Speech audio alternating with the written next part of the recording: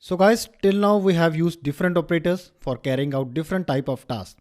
We have used bash operator to run bash commands, MySQL operator to work with MySQL database, and similarly there are other operators for other specific jobs.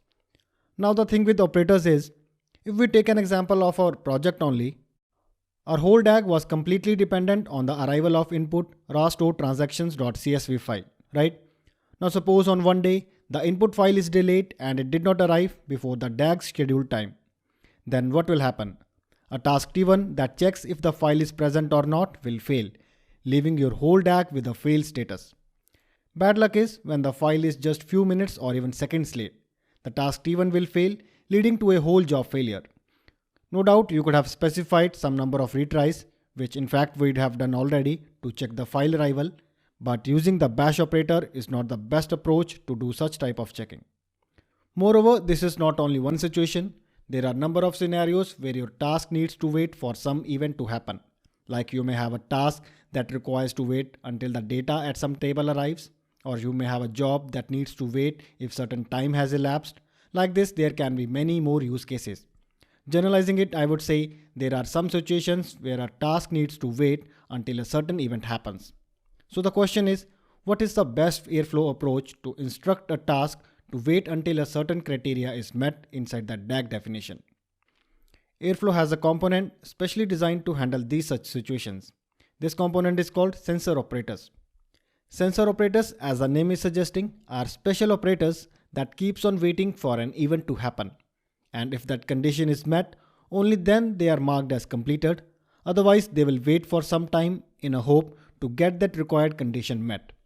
These operators will keep on retrying after a set interval of time and check if that event had occurred or not. Now there are a number of sensor operators out there for different use cases. We have a file sensor which waits for a file to arrive in some directory. If your task needs to wait for some time, then Airflow has a time delta sensor for it. Or if you're dealing with SQL, you can use SQL sensor. For S3, you have S3 sensors. Similarly, there are few other sensor operators available. You can use them depending upon your job requirements. All these sensor operators are derived from base sensor operator class and inherit its attributes. I have attached a link in the resources tab which you can follow to get a complete list of available sensors. Now talking about some key terms or parameters for sensor operators. The time for which the sensor operator should wait for the next retry is set as poke interval defined in seconds.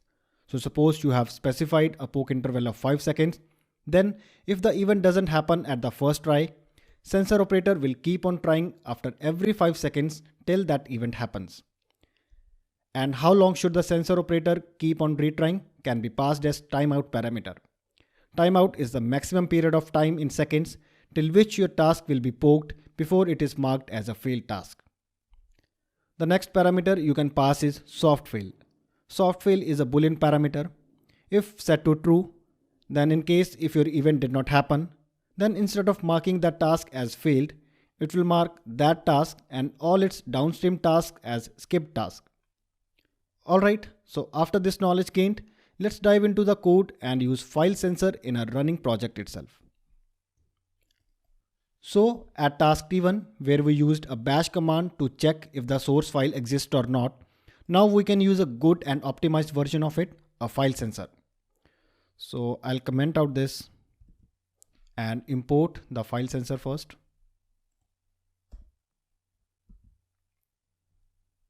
Then define the task T1 again. T1 is equals to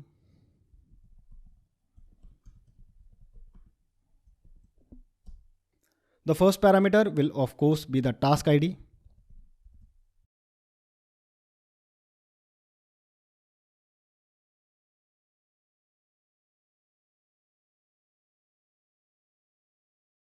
Then pass the full path to the file whose arrival needs to be checked.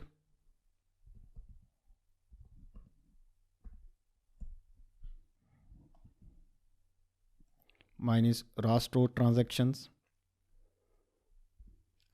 Then we will pass the file system connection ID.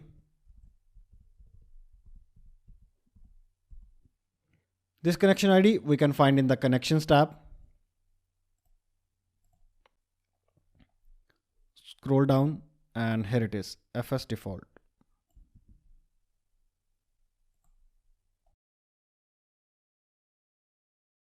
Then is a poke interval, which I will set it to what? Let's say 10 seconds. Yeah. Next is timeout parameter. Let's set it to 150 seconds. And last is soft fail. Set it to true. Great. So with this, we have deployed a file sensor in our project that will keep poking after every 10 seconds to check for input file. Save it. But let me correct this input path. It should be the Airflow container path and not the local one. Now save it, and to see how file sensor works, let's delete the source file from the location.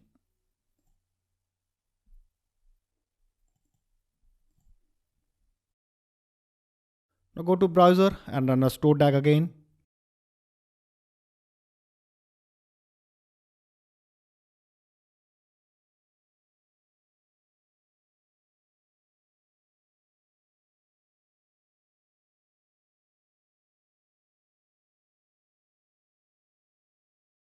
Refresh it.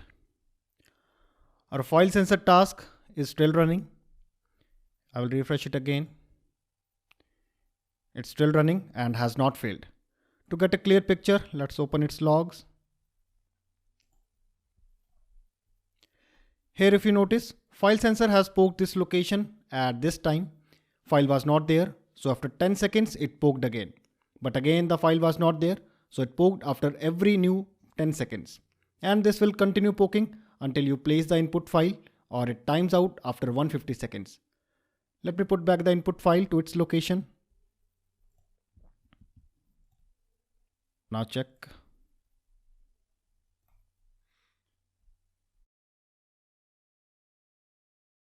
Cool. As soon as the source file was placed in its location, our check file exist task gets succeeded and the downstream task also started. One thing to keep in mind while using sensor operators is to always add some timeout condition. Otherwise, your sensor operator will end up poking infinite times, leading your DAG nowhere. So guys, that was how you can use sensor operators in your DAG. Please visit the link given in resources tab and check all the sensor operators out there. Thank you.